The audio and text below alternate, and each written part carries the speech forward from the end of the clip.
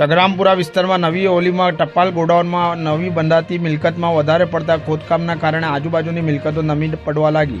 Builder દ્વારા આ નમી પડેલી મિલકતોને લોખંડના એંગલોથી સપોર્ટ આપીને ટેકો આપ્યો છે। નમી પડેલી મિલકતોના રહીશો રાતોરાત ત્યાંથી મિલકતો ખાલી કરીને ત્યાંથી ભાગવાનો વારો આવ્યો છે।